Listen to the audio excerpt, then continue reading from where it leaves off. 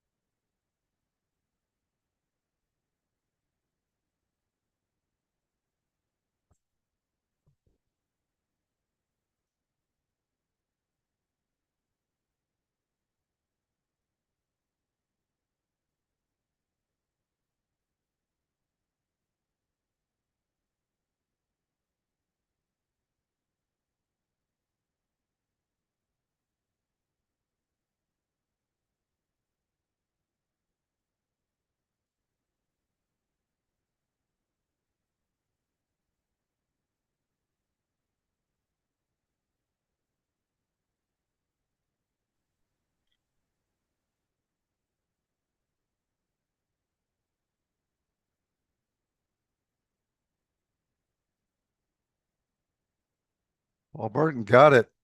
All righty. 12. Greetings from the land Yang. of No, technical thank you. difficulties. No worries at all. Dion, are you back? I'll tell you what, I'll buy her some time. I'll do welcome. Happy New Year, all of you. Thanks for your patience. And I'm going to go through and do roll call real quick of who I've got. GJ Anderson, Hal Feldman, Lauren Fechtow, Jana Potvin, Peiyu Liu. I hope I pronounced that correctly. Dion, Jose Rodriguez, Glenn, Robert, Francisco, Blake, Gabe, Paul now. And then from the PAG staff side, we've got Bree, Jeff, Isa, Hinsu, and myself. Is there anybody I missed? Fantastic. Thank you. Welcome. Hope everybody had a good holiday break and look forward to a good update from everybody. Isa, we can go ahead. In-kind reporting, you guys are familiar with this. I get that out of my way. This is our regional planning efforts are enhanced by recording our time donated by the attendees. We're able to estimate this time, take credit for it, and utilize it for grants and federal dollars. So if there's anybody paid with federal funds on this meeting, please let me know. And hearing none, then we'll take care of estimating that based on the attendance we've got. So thank you for that.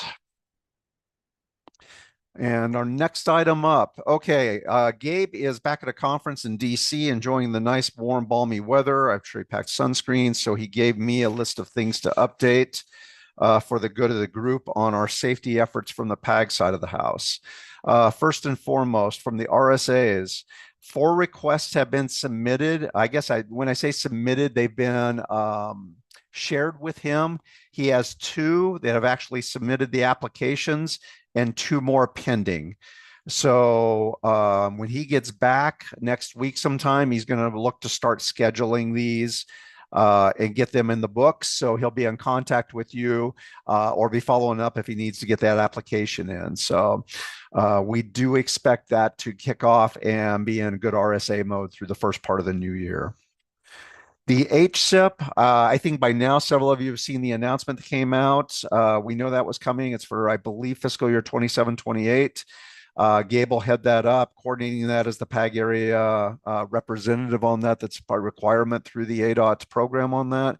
And then working with all of you guys to develop the applications and identify opportunities. So I think that's gone out to you. If you haven't seen it, reach out to Gabe. But the HSIP stuff is here and ready for the next round. And we know that's been a real productive effort. The region has been highly successful, pulling in several $1,000,000 for the needed safety improvements on that. So I'm glad to see everybody still aggressively pursuing that. The last thing he mentioned, as I said, he's back at the DC. They're at the National Committee on MUTCD. So they are this week out of the office, although he did say he would have spotty email stuff. So if there's anything you need from him or Dr. Nassi, you can reach out to them. On the flip side to it, they will be back after the holiday next week and in the office on Tuesday. So that's the short and sweet update. I hope I did my best to deliver on that. Any questions on that aspect that I can try to wing through and answer? Rick, I have a question. I'm sorry.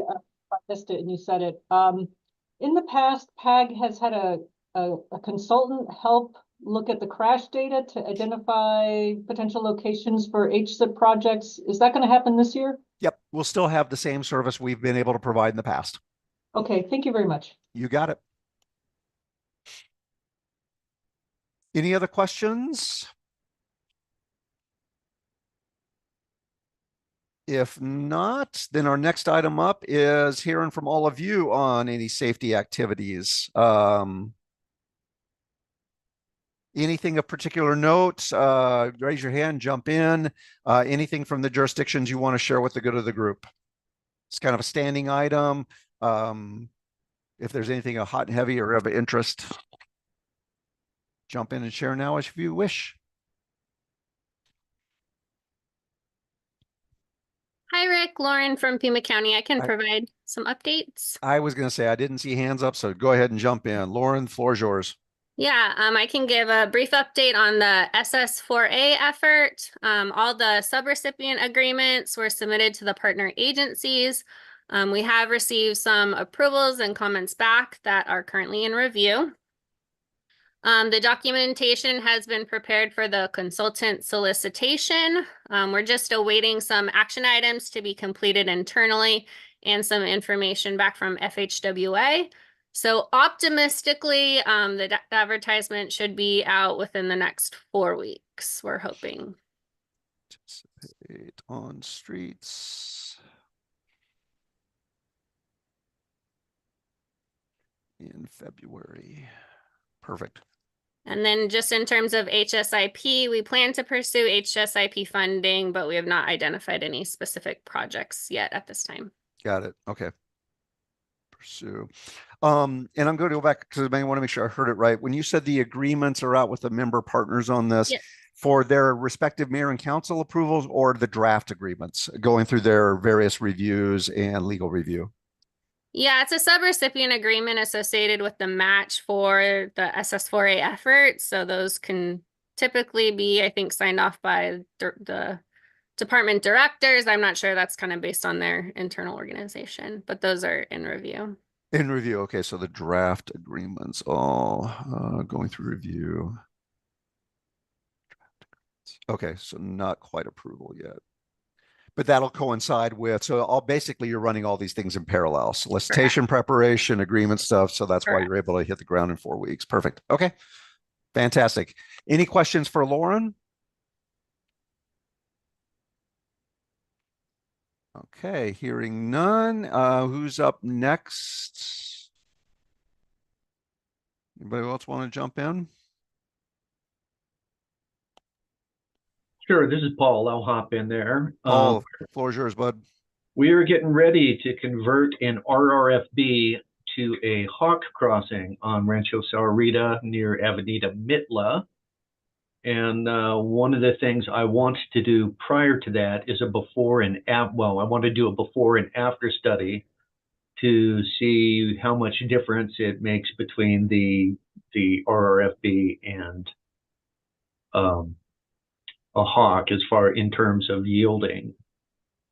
And I really need to get with Gabe and Dr. Nassi to see if I can get their assistance with an RSA or a mini RSA in conjunction with this. Hopefully we can come up with a publishable article.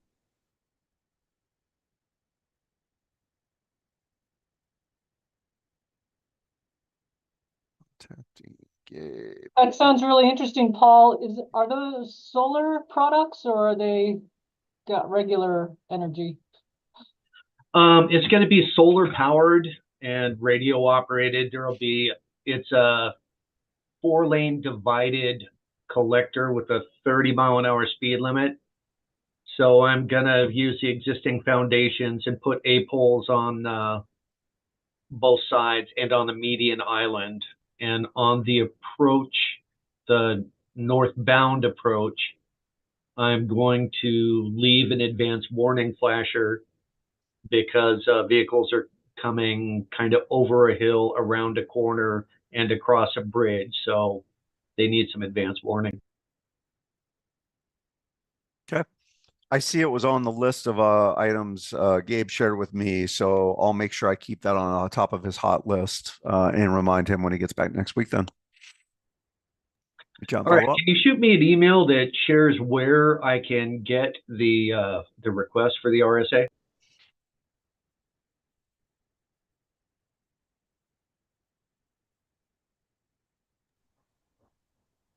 Oh, that sounds like it's going to be very similar to the Hawk that we installed on Naranja last year. I'm curious how you're going to collect data for compliance before and after. A couple of scout cameras. Okay. And, you know, just to be sure we get enough information, we're probably looking at staging some crossings. So I talked to my traffic signal tech and I said, hey, can I borrow your kids? He's got one high school and one just in junior high and then one in like 4th grade. So we can like send the little kids out in front of us like big stags do, send the does out to be sure it's safe. Well, today's message is safety for all, brought to you courtesy of Paul Burton. Okay. Cool. Okay. Yeah. Paul, I'll follow up with Gabe on that so he can get the request. He'll engage with you and get that to you. Thank you. You got it. Any other updates from anybody else? Going once. Okay. Moving on to automated, our MaxView Kinetics. Francisco, I think this typically falls in your court, but anybody else can jump in. So this is what we got going on in the world of the transportation management system. Good morning, everybody. What's going on? How are you, bud? Well, the system has been up for about a month. We got 5 intersections since December running on it. We got a Pima County signal. We got 2 Oro Valley signals and 4 City of Tucson signals on it. And it's been stable. I'm just waiting for feedback from each of those jurisdictions to see if they want to start moving the rest of their signals over. The reason they're connected is that the connection worked to the existing connections they had. So there's training today, noon to 2. It's going to be a fire hose training, and then there's some more regular training they're doing on the 17th. I share that link with everybody. So today's training is the Q-free people. We're gearing it towards administrators, but includes everything. So how to set up a signal and everything. So whoever wants to jump in today, they can do that. We'll be talking about restrictions for users and how to set up a signal, and then more regular how to use Kinetics training is on the 17th of January on that link I shared. We'll have to connect each of the jurisdictions with Q-free to see how they're going to set up their VPN to send the data for the signal straight to the cloud. I like to remember everybody that you're not going to be going to the City of Tucson anymore. The system can be accessed from anywhere in the world, I guess, because it's just a website front page with credentials, of course, but the system works on phones, on tablets, on laptops, computers. Don't need any special software or install anything. It's just a web page you open. that's kind of a general update. If anybody else has questions, I can try and answer them. I opened the door perfectly. Any questions for Francisco? I have a question, Francisco. Do we need some sort of agreement between different agencies in the city of Tucson in order to use this regional system? I don't think that is needed. You will have to get a contract with Q-Free, not an agreement, but a contract with Q-Free to maintain your VPN. But the previous agreements we have for using MaxView should cover kinetics. Okay, and I did get a quote from Q-Free for that VPN maintenance, and it was not expensive. It was inexpensive. It was quite affordable. Should be 3,500, I think. Yeah, that's what they quoted me. So Is that annual? That's an annual cost, and then the cities or jurisdictions would have support from them. So if anything goes down, they can call them, they can troubleshoot and everything. And so there aren't any fees that the jurisdictions would need to give to the city of Tucson to reimburse the city for the services? No, nothing should be reimbursed to the city from any jurisdiction. We should work as a group to get some regional funds to fund this in future years, including the VPNs. And Rick's gonna love that, but I hey, knew it's that the was regional coming, system. man. I love your generosity.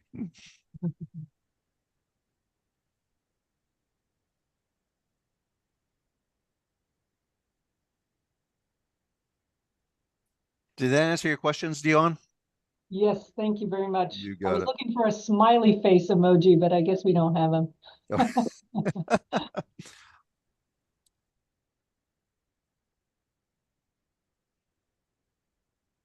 Okay, any other questions for Francisco?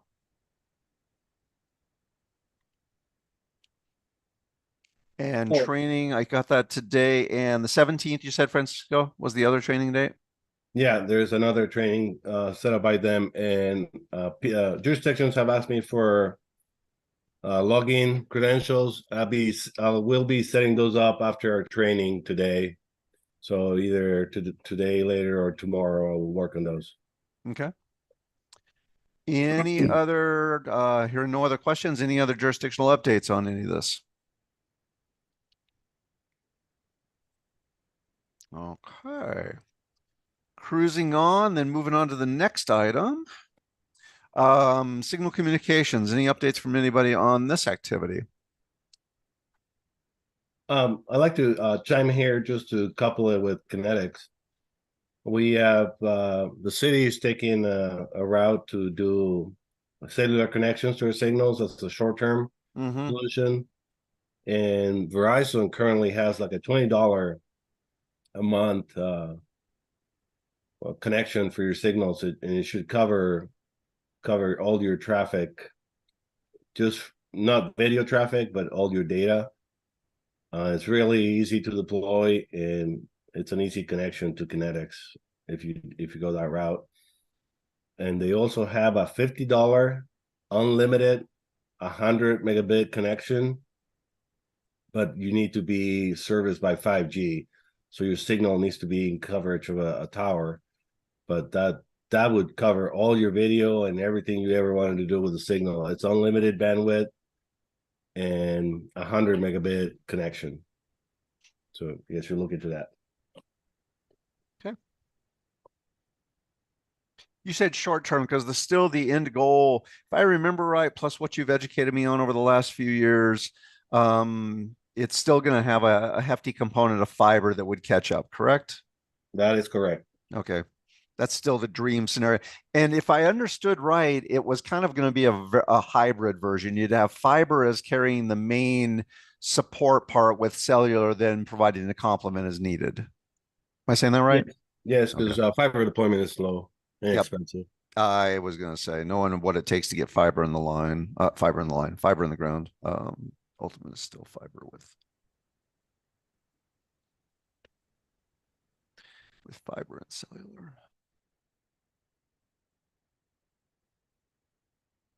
Okay. Okay, any questions for Francisco on the communications aspect? Okay, hearing none on this part. Man, you guys are easy coming out of the new year. All righty, moving on to our next item. I apologize for not having the full history on this. And I'm going to kind of read along, plus rely on some of the other team members that were helping on this. The idea here is to kind of share the basics of what we discovered, looked into, and then allow for it to go where it needs to go on this. So as you recall, this was brought up as an item. Dion, I think you were the one that initiated this last year sometime, that we had basically a new requirement that dealt with retroreflectivity. Came out, and based on the dates and the information we had identified, it was approved as a requirement in September of 2022 with basically a 4-year time frame for implementation. So Dion had said, can we have this as an effort that a small group looks into, does a little research into this to find out if there's any potential regional benefits, kind of just doing the homework so that we're not all off chasing our tail on this. And I thought that made was a great suggestion. So we ran with that. So we had a small group consisting of Dion from Marana, Jay from ADOT, Cheryl was part of it out of Oro Valley, Hal from the city of Phoenix, so and Lauren from Pima County. So kind of had a pretty representative group of all the type of jurisdiction ownership on this. So we went into this, did some digging into the requirements, and first and foremost, wasn't quite sure based on the wording if the 4-year time frame refers to developing and implementing protocol or the inventory has to be in compliance. So I'm leaving that out there, as there's still a little bit of a question mark. So as jurisdictions take this and run with this, that's going to be one of the critical things to check into, is getting exact clarification and understanding of that for your own perspective on that. I am giving you the short and sweet because we met several over the course of several months. So I'm hitting highlights on there, and then I'll ask any of the other team members to jump in if they want to add anything that I've glossed over too quickly. It appears to be primarily driven from a safety perspective, and it's basically geared around the nighttime fatalities. What we have in the situation, and everybody's aware of this, is that your ability to discern all the different objects, items, and context surrounding you at night is diminished compared to daytime. That's pretty self-intuitive. The standard that was adopted is 50 millicandelas per square meter lux. That's a correct quote off the presentation. I won't try to interpret what that actually translates into, but 50 is the key thing.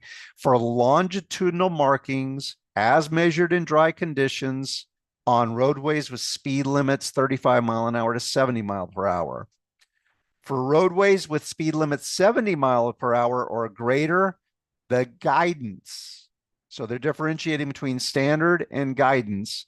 The guidance is up at 100 millicandelas. And for roadways with speed limits less than 35, the standard does not apply. It's important to note that we found there are some optional exclusions that agencies may consider. So if you have a lot of surrounding ambient light through other lighting activities, I think it's less than 6,000 ADT, maybe a possible exclusion. So that's going to be up to each jurisdiction, how you wish to interpret that, how you wish to run with that, and incorporate that into your own respective entities. But there were optional exclusions that are open for your consideration. Basically, we're not recommending anything. What we did is kind of do the homework for everybody to lay something out there. Feel free to do with as you choose. So the requirement and adherence on this is up to each individual jurisdiction. So we recognized as a team, we can't speak on behalf of everybody. Like I said, this was kind of us doing the homework for you and then walking in for it, but we can't put our name on it, can't take credit for it. It was just basically trying to do the research and see if there were opportunities, and we did discover some on this. There are several methods for measuring retroreflectivity. This we discovered. You can measure it via equipment. So there's both handheld as well as automated options on there. There is also several variations where you can do nighttime visual inspections with both consistent parameters as well as calibrated. And there's descriptions on how this is done. You can do service life approach, which is either based on historical data or monitored markings. So where you take a sampling, or there's combinations of methods on there. So there's not a prescriptive method, but nonetheless, there is just a requirement on the standard of what you've got to achieve. Does that make sense? And do any of the team members want to jump in before I go into kind of what we had found as a possible option and expand on anything, cover anything I feel like you feel I glossed over too much, or add to anything else that for the good of the group? Okay. Hearing none. So as I said, there are several methods for how we deal with this. As we looked at this, we found that Oro Valley has a very solid protocol. Cheryl spent a great amount of time walking us through what they do, how they do it, how they utilize the means, methods, and approach on that with their own equipment. Jay at ADOT also has a fairly sophisticated approach on that. So there's precedence with some of the jurisdictions already out there. So walk with me, if you will, on this, because this is how we looked at that. There are a number of factors that affect or impact the quality of your stripe or the degradation of your striping on your roadway and how it goes down. And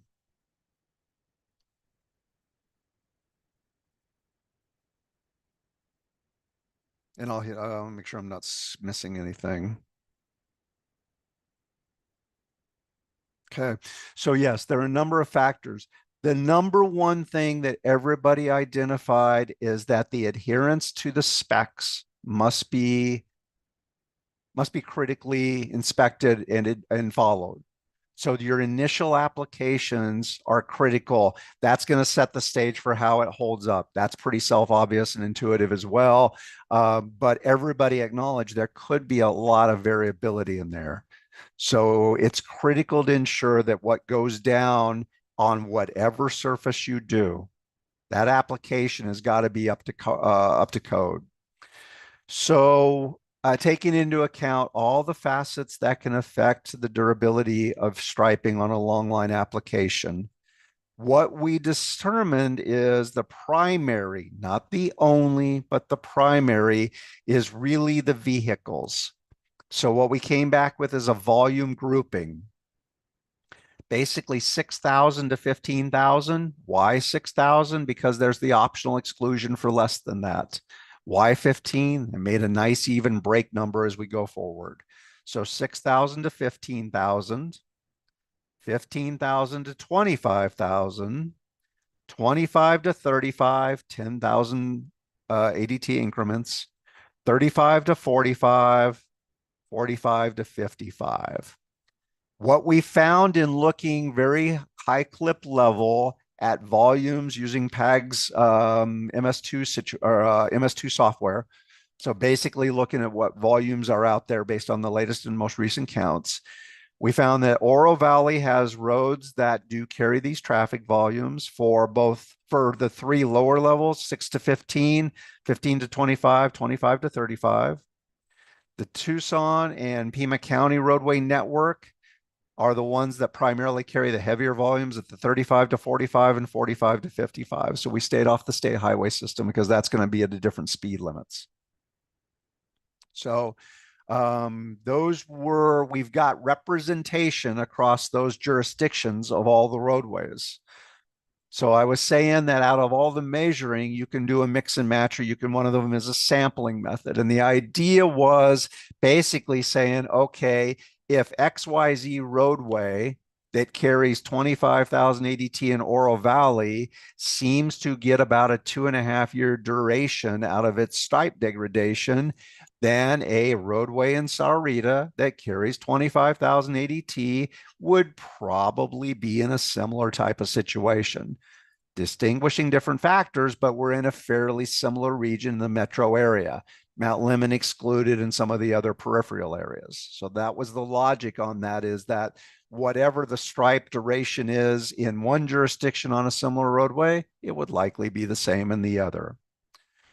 So I mentioned and highlighted the installation requirements, and recognizing there's all kinds of different surface treatments between the chip seals, overlays, mill and fills, even different pavement types that some of the jurisdictions use.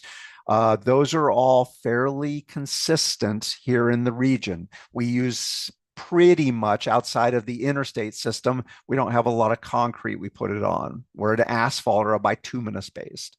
We use the same asphalt products across the jurisdictions. We don't have one group that's off doing something completely on their own. We're kind of using the same basic PAG region mixes.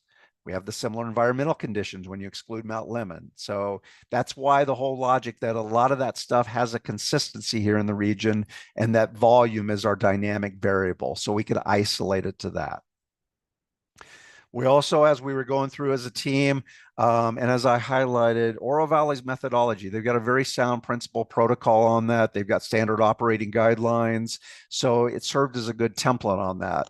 Likewise, because it serves as a good template on that, it's going to have reliable information. So if they're coming up and assessing that we get a longevity out of a particular stripe application on a particular roadway, then there's a degree of comfort that, okay, Oro Valley measured that, analyzed it, walked with it.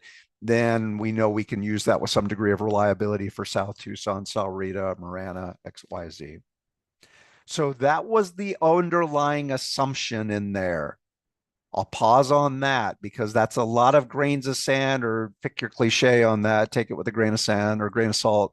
Do any of the team members want to jump in on that aspect and clarify anything or add to anything I discussed?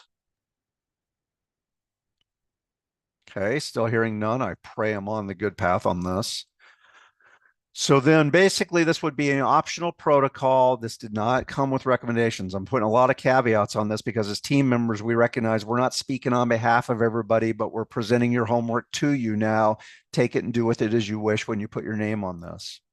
Because Oro Valley sampling and testing protocol is fairly good, robust, and is based on testing new applications. So they go out there, and after the paint application goes down, not immediately after, because there's a time period for settlement in there after all the glass beads have set up and cured, but using Oro Valley's testing data and results, therefore we can determine how long paint and plastic markings would last, and then it could be used comparably on other comparable volume roadways. That's very easy for jurisdictions to look up on PAG's MS2 site. Or you may know that stuff and be able to say, this is how we compare. Great. We see a 30-year duration on these low volume roadways and only a 2-year duration on higher volume roadways. For the other roadways, so that's step one. Step two, for other roadways in the region that are not in Oro Valleys, we can use that same approach and equipment following either capital or pavement preservation projects. So whatever triggering activity mandates the application of a new stripe. So then, however, the jurisdiction, and as I said, the higher volume roadways are primarily in City of Tucson or in Pima County. And so then those jurisdictions would go out, do the sample testing following an initial application after a pavement preservation or a capital project. So you're testing fresh stripe. And then subsequent testing on a yearly cycle at the same locations to get our longevity baseline. How much degradation did we see over the last year?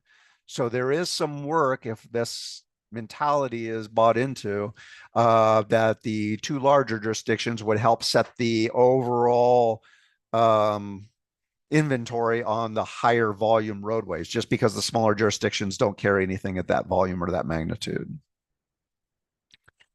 So we have the benefit of using testing information from Oro Valley's data that's already been collected, and then new data from the higher volume roadways.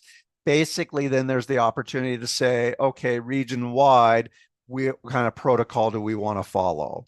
So there's consistency. And that was the whole thing from this discussion, if you remember back to last year, was while it's up to each jurisdiction, and the determination is going to be made by each jurisdiction, is there a bang for the benefit by having, okay, we'll have similar data points or more reliable that we can all utilize, and we have a similar type protocol. That is a jurisdictional choice. We did talk to and reach out to other jurisdictions to see if there was anything else. We were trying to cut and paste a little bit. Didn't want to reinvent the wheel if we don't have to. Surprisingly, our primary area was reaching up into the MAG region, and they haven't got a whole lot of sophisticated items or elements that they've implemented yet either. I don't want to say we're on cutting edge territory on this, but it's still relatively new and folks haven't jumped in, other than Oro Valley and ADOT appear to be way in front of the game and have got fairly established protocol that they're operating off of. So that was the overall summary. I know that's brief. I know that's short. At this point in time, I'll open it up first to the team members to expand, elaborate, or add anything to what I've shared or covered, or if you wish to add anything in general, or if I missed anything that you feel is pertinent. Rick, that was such a terrific job that I don't think I can think of anything that you left out. It was very thorough. Thank you very much. I am so glad nobody else was talking. Yeah, thank you for not muting, and I'm writing that down for the meeting minutes. No, thank you, Dion. I appreciate that. With that, questions from any of the committee members, and we as a team can try to address it.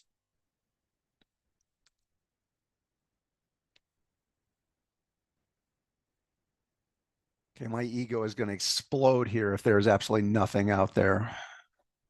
You know, Rick, that was such a good summary. I'm wondering if it's written down anywhere. I mean, it's like the kind of thing that I want to like keep and refer to later. It is, so that can be shared with everybody as requested. I request it. Thank you. You got it. Okay. Me too. Me too. To Dion.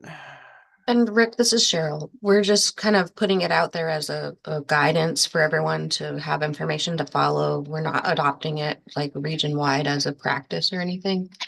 You're talking what I'm going, yeah, this is just, like I said, I use the analogy of we're the kids that did your homework for you, but you still got to put your name on it, check it, and decide what you want to do with it. It's yours for you to do with it. We can't take the test for you. Okay, thanks. So yeah, that I put those caveats on there out of respect for the team members, because that was not a obligation any of us felt we could take, especially under the umbrella of PAG, that we can't come up with actual recommendations to force on anybody else. Based on the guidance and the research we had done into this, this is a mandate for each of the jurisdictions to comply with, not something we can put out there as optional or say, this is how we all think you ought to do it. So that's why the extra caveat, Cheryl, but you're correct. Thank you. You got it. No, and a special thanks to Cheryl and to Jay, because they've done a lot of cutting edge stuff on this, and we're very, very, very patient and forthright in working with us to help kind of see where the strength of this lies and where we can take some liberties. So Cheryl, I really appreciate your help. I know we didn't get a chance to say that a lot during the meeting, so I'll say it publicly now. No worries. Walter at the town has been very great with all of that. So Definitely pass on our appreciation to him for that. I will. Thank you. Okay. So then that's basically where we landed on that. So as always, follow up with that as you're continuing jurisdictions to reach out. If you want to know more, we can certainly bring that up at future efforts, but that was the conclusion of where we landed. That was what we wanted to kind of share after we wrapped that up at the tail end of last year. Based on what I can recall, I believe Lauren, Hal, and maybe even a couple others had shared within their respective jurisdictions with some of their striping and marking crews. and felt that there was something there to work off of, that we weren't making overly drastic assumptions or doing a lot of smoke and mirrors type of stuff. So by all means, it sounded like it's got that kind of practicality aspect that we were striving for. So with that, one last call. If there's no other questions or none of the other team members want to add anything else, good God, that brings us to the end of our agenda. Is there anything else on any of the topics we've covered, anything we've gone over, or anything else anybody wants to add related to the agenda items we've had?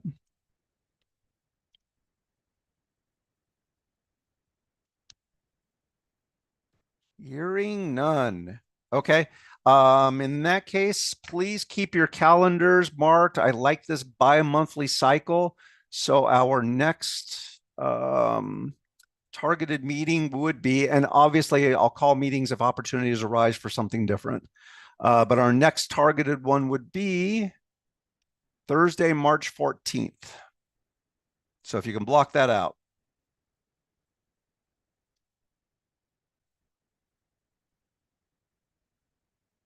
And as always, if anything does pop up, then we'll jump on something. But it still appears that this Thursday slot, second Thursday of the month, kind of the 9 to 11 works from folks. We had done that several years ago when I came on board, and Paul Casertano had kind of established that, and that seemed to still kind of be the protected area, or I'm sorry, the protected slot. So I will keep it then. Okay. With nothing else, gang, it's always good seeing you. Thanks as always for a great meeting. Have a fantastic start to the new year. Be good, be well. And as always, reach out if you need anything else. We'll talk soon. Thanks, Rick. Thank you. Be good, gang. Thanks, Take care. everybody. Bye.